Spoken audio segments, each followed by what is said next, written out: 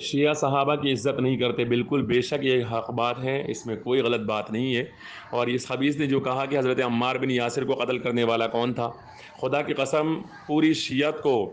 Challenge ہے کہ وہ نام بتائے اس قاتل کے جس نے حضرت عمار بن یاسر کو قتل کیا تھا۔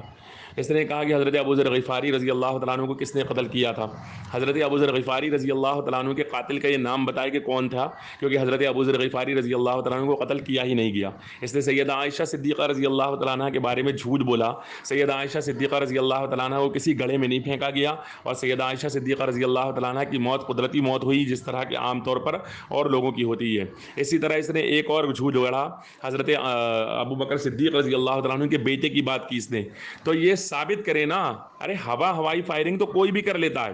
ہوائی فائرنگ سے کام نہیں چلتا ہے۔ دوسری بات یہ کہ اگر یہ سب ثابت بھی کر دیں تو اب سوال ہم کرتے ہیں،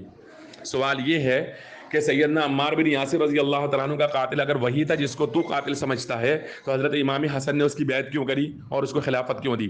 اگر حضرت ابو ذر غفاری رضی اللہ تعالیٰ عنہ کا قاتل وہی تھا جس کو تو قاتل کہتا ہے، تو حضرت امام حسن رضی اللہ تعالیٰ عنہ نے اس کی بیعت کیوں کری اور اس کو خلافت کیوں سونپی؟ اگر تو کہتا ہے کہ سیدہ عائشہ رضی اللہ تعالیٰ عنہ کے کو گڑھے میں پھینکنے والے وہی تھے جس کو تو قاتل کہتا ہے، تو حضرت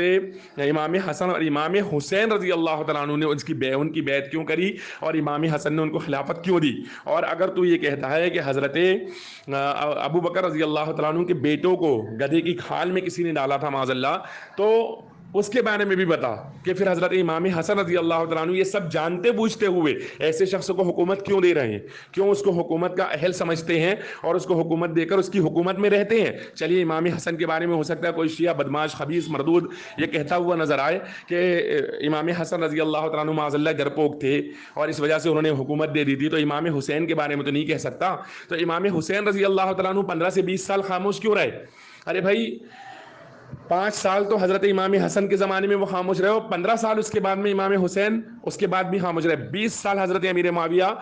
خلافت کرتے رہے اور یہ خاموشی اختیار کیے ہوئے بیٹھے رہے۔ تو حضرت امام حسین رضی اللہ تعالیٰ عنہ کو یہ سب معلوم نہیں تھا؟ حضرت امام حسین رضی اللہ تعالیٰ عنہ یزید کی جیسے ہی حکومت کی بات آتی ہے فوراً تیار ہو جاتے ہیں کہ ہم اس کی بیعت نہیں کریں گے، اس کی خلافت کا انکار کرتے ہیں، اور جیسے ہی ان کی بات آتی ہے حضرت امیر معاویہ کی تو وہاں پر کوئی انکار نہیں کرتے ہیں، بلکہ 20 سالوں تک بہترین آرام اور سکون کے ساتھ وہاں پر بیٹھے رہتے ہیں۔ تو بتا اب امام حسین پر کیا الزام دے گا؟ تو امام حسین نے تو عزت کری، کیونکہ حکومت دینا عام بندے کو نہیں دی جاتی، جس کی عزت کی جاتی اسی کو حکومت دی جاتی، تو حکومت دے کر تو انہوں نے عزت کری۔ تو شیعہ اس کی عزت نہیں کرتے جس کی عزت امام حسین نے کری، شیعہ اس کی عزت نہیں کرتے جس کی عزت امام حسن نے کری۔ تو اب شیعہ صحابہ کے گستاخ ہوئے کہ نہیں؟ اب تو کہتا ہے قاتل بھی رضی اللہ اور مقتول بھی